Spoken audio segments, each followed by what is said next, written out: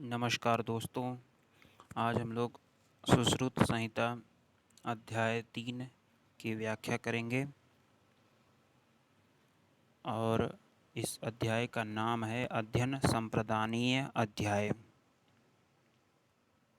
तो इस अध्याय में हमें संहिता के मूल विषय वस्तु का वर्णन मिलेगा। संहिता में मौजूद जितने भी आपके स्थान हैं उनका विवरण और साथ ही साथ उन स्थानों में वर्णित जितने अध्याय हैं उनका विवरण, उनके नाम, उनकी संख्या, उनकी विशेष बातें इस अध्याय में आपको देखने को मिलेंगी।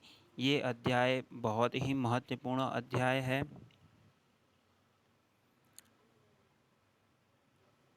क्योंकि इस अध्याय से रिलेटेड प्रश्न जो हैं आपको पूरे के पूरे पीजी एंट्रेंस में आपको मिल जाएंगे। जैसा कि इसमें दिखाया जा रहा है, चरक में तीसरे सूत्र स्थान 30वें अध्याय में आपको संहिता विषय वस्तु वर्णन आपको मिलेगा और अष्टांग हृदय में सूत्र स्थान 1 में, अष्टांग संग्रह में सूत्र स्थान 1 में। तो अष्टांग संग्रह और सूत्र स्थान दोनों में ही सूत्र 1 में आपको संहिता के विषय वस्तु वर्णन का ज्ञान प्राप्त होगा। तो अभी हम अध्याय 3 सूत्र स्थान अध्याय 3 की व्याख्या करेंगे। तो तीसरा अध्याय आ रहा है। तीसरा जो है श्लोक आ रहा है सूत्र स्थान में चत्वारिंशत् जो हैं आपके श्लोक हैं, अध्याय हैं, 46 अध्याय हैं और 16 जो हैं निदान स्थान में आपके अध्याय मिलते हैं। 16 जो हैं निदान स्थान में, 10 जो हैं शारीर स्थान में और चत्वारिंशत् यानी 40 अध्याय जो हैं आपको चिकित्सा स्थान में आपको मिलेंगे। अष्टौ कल्पः मतलब 8 जो हैं कल्प स्थान में आपको अध्याय मिलेंगे और इनके बाद आ रहा है उत्तर तंत्र में 66 अध्याय आपको मिलेंगे। अब सूत्र स्थान में अध्यायों का विवरण मिल रहा है और इसमें बताया गया है कि 46 अध्याय हैं और इनकी जो व्याख्या है वो सबसे पहला अध्याय है वेदोत्पत्ति और आखिरी है अन्नपान विधि अध्याय। तो पहला आपको याद रखना है वेदोत्पत्ति और आखिरी अन्नपान विधि अध्याय, ये दोनों ही आपको याद रखने हैं और साथ ही साथ इसमें 46 अध्याय हैं आपको याद रखने हैं। और दूसरी बात ये कही जा रही है इसमें सूत्र स्थान के बारे में आप जानते होंगे कि अल्प अक्षरों में ही पूर्ण ज्ञान कराने वाले स्थान को सूत्र स्थान के नाम से जाना जाता है। सूत्र स्थान में जो है संहिता के प्रमुख विषयों का सूत्र के रूप में अल्प शब्दों में जो है व्याख्या मिलती है। अब इसके बाद जो है हम निदान स्थान पर आगे बढ़ते हैं। तो निदान स्थान में 16 अध्याय हैं और इन 16 अध्यायों का अलग अलग विवरण आपको निदान स्थान में मिलेगा। याद करने वाली बात है कि वात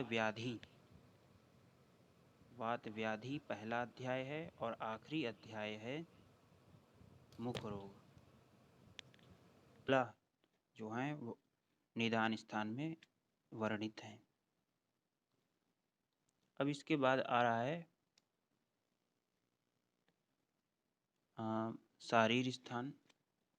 तो शारीर स्थान में आपके 10 थे।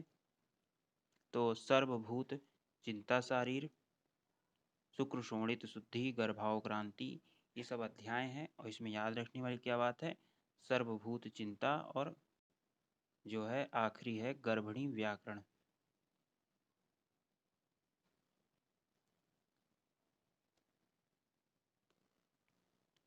इसके बाद आ रहा है चिकित्सा स्थान में जो 40 अध्याय हैं उनका विवरण मिल रहा है। तो सबसे पहला आ रहा है द्विवर्णीय चिकित्सा। इसमें सबसे पहली बात आपको नोट करनी है कि चिकित्सा स्थान में 40 अध्याय जो हैं, 40 अध्याय का वर्णन है और पहला है द्विवर्णीय चिकित्सा और आखिरी का भी आपको नाम इसमें याद रखना होगा। आखिरी जो है इसमें धूम नस्य कवल ग्रह के बारे में दिया हुआ है।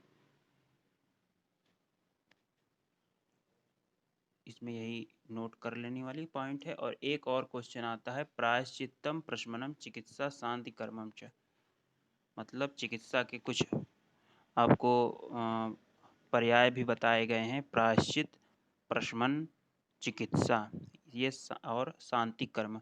जो शांति कर्म है ये केवल और केवल सुश्रुत की ही देन है। मैंने पहले ही क्लास में आपको बताया था शांति कर्म चिकित्सा का पर्याय है, ऐसा केवल सुश्रुत संहिता में वर्णन है। इसके बाद आ रहा है कल्प स्थान में वर्णित जितने हैं, जैसे कि अन्न, अन्नपान रक्षा विज्ञान, स्थावर विष विज्ञान। तो कल्प स्थान के बारे में मैंने बताया था कि ये एक प्रकार का विष विज्ञान है। कल्प स्थान में विषों का, अगध तंत्रों का पूरा वर्णन मिलता है और इसमें जो हैं 8 अध्याय वर्णित हैं। और पहला अध्याय अन्नपान रक्षा विज्ञान, आखिरी है कीट कल्प। बाकी अध्यायों को आप याद मतलब जैसे जैसे अध्यायों को पढ़ेंगे आपको याद हो जाएगा। जैसे जांगम विष विज्ञान, सर्पदष्ट विज्ञान, सर्पदष्ट विष चिकित्सितम। इसके बाद आ रहा है, इसके बाद जो है 120 अध्याय हैं पार्ट 1 में। और उसके बाद जो है उत्तर तंत्र की स्टार्टिंग है। तो उत्तर तंत्र में भी 4 भेद है।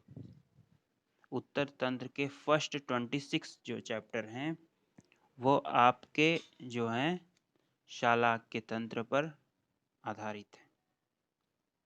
शालाक्य तंत्र जिसमें ENT और आई के बारे में पढ़ा जाता है। ईयर, नोज के बारे में इसमें पढ़ाई जाती है, ENT और आई। तो इसमें यही बात है कि इसमें 26 चैप्टर हैं और शुरुआत के 19 जो हैं नेत्र रोगों पर हैं। उसके बाद 2 जो हैं 20 और 21 वो कर्ण रोगों पर हैं। फिर 22, 23, 24 जो हैं नासा रोगों के बारे में है।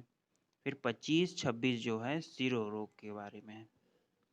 महत्वपूर्ण पॉइंट है। 19 तक जो है नेत्र, फिर कर्ण, फिर नासा, फिर सिरो रोग।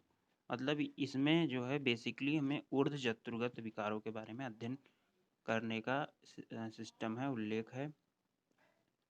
अब इसके बाद आ रहा है कौमार तंत्र।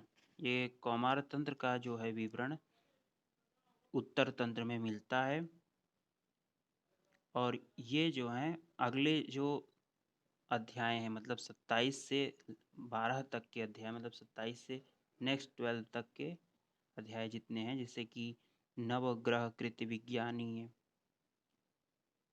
और फिर अपस्मार, ये जो पीडियाट्रिक्स हैं और गायनेकोलॉजी और मिडवाइफरी तीनों को ही कौमार तंत्र के नाम से इसमें रखा गया है। लेकिन यहाँ पर एक और पॉइंट आ रहा है, श्री गणनाथ सेन जी ने जो है प्रसूति तंत्र को कौमार भृत्य से भिन्न माना है। एक ये भी इम्पॉर्टेंट पॉइंट है। तो कौमार भृत्य में गायनेकोलॉजी और प्रसूति तंत्र और पीडियाट्रिक तीनों आती है। इसके बाद आ रहा है काय चिकित्सा। काय चिकित्सा में 21 अध्यायों का समावेश है। उन्हीं के बाद जो हैं जितने अध्याय हैं, जितने पहले के 26, फिर 12, उसके बाद 21 जो अध्याय हैं वो काय चिकित्सा के हैं। इसमें पहला अध्याय है ज्वर चिकित्सा, फिर है अतिसार, शोष, गुल्म। इसमें काय चिकित्सा का वर्णन मिलता है। मूत्र किच्छ आखिरी है,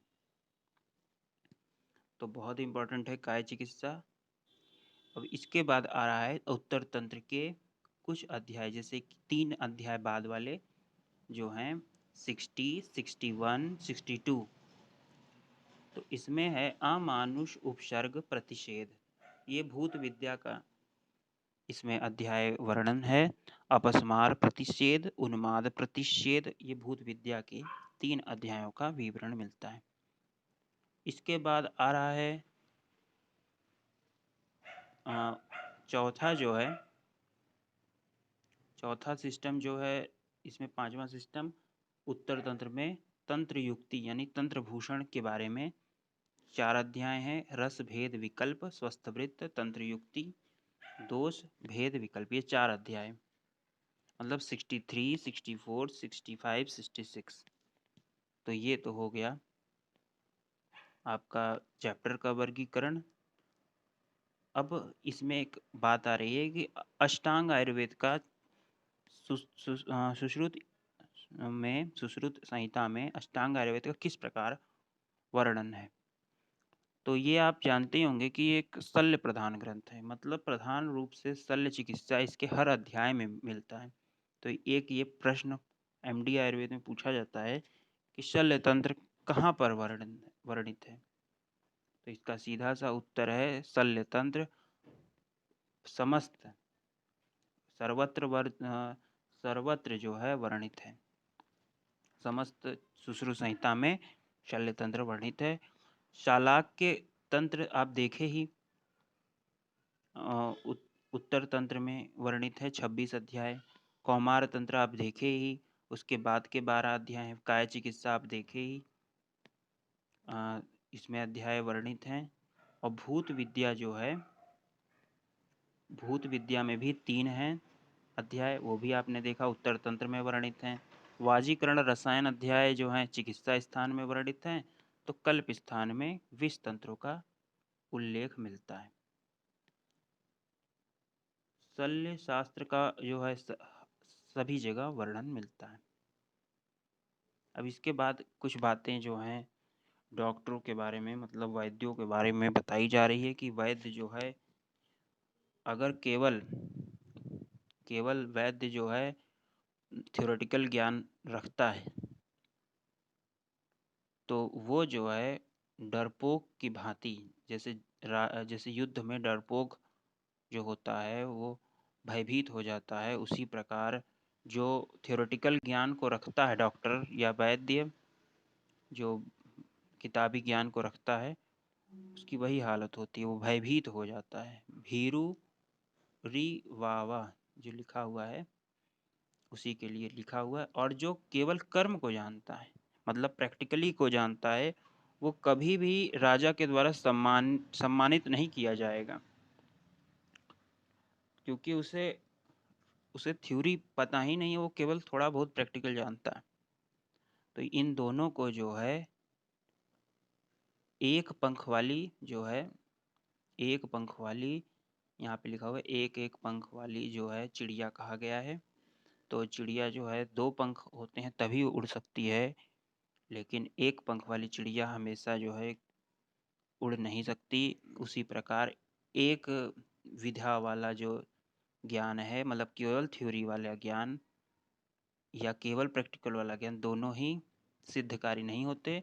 तो एक वैद्य को दोनों ही में निपुण होना चाहिए, तभी वो अपनी विद्या का प्रसाद दे पाएगा। अब इसके बाद आ रहा है, इसका रेफरेंस पूछा जाता है। औषधियो अमृत कल्प अस्तु शस्त्र शनि विशोपमा, ये कहाँ पे वर्णित है? सूत्र सुश्रुत में है, चरक में है, पहले ये पूछा जाता है, फिर किस स्थान में है, किस अध्याय में, यहाँ तक पूछा जाता है। तो आपको सुश्रुत संहिता सूत्र स्थान 3रे अध्याय में वर्णित है। श्लोक इतना इम्पोर्टेंट नहीं कि श्लोक भी याद कीजिए कि 51 श्लोक, इतना नहीं याद करना है, बस अध्याय जो है कौन सा है उसका नाम भी आपको याद रखना पड़ सकता है। तो इसमें यही वर्णन है कि औषधियाँ जो कि अमृत तुल्य हैं, वो मूर्ख वैद्यों के द्वारा अगर दी जाएँ तो शस्त्र, वज्र और विष के समान नुकसान करती हैं। और एक और पॉइंट आ रहा है, कुवैद्य की उत्पत्ति का कारण क्या है? तो कुवैद्य की उत्पत्ति का कारण है नृप दोष, यानी राजा का दोष जो है कुवैद्य की उत्पत्ति का एक कारण है। कुवैद्य जो हैं कोई चीज़ मतलब शस्त्र कर्मों में असमर्थ होते हैं, लेकिन धन लाभ की कामना रखते हैं। तो ऐसे वैद्य जो हैं कुवैद्य हैं। इनकी उत्पत्ति का कारण है नृप दोष, यानी राजा का दोष।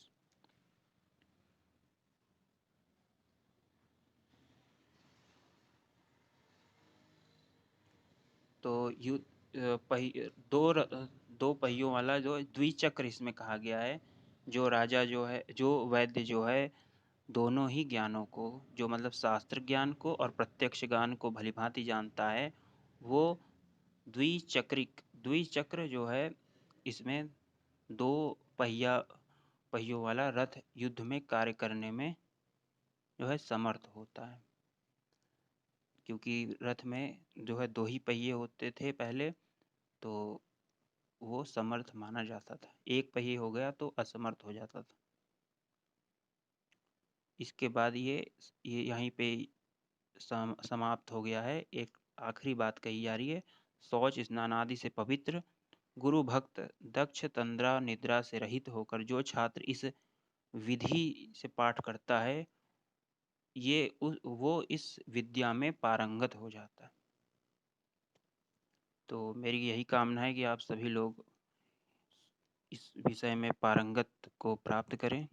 फिर आगे हम लोग पढ़ेंगे।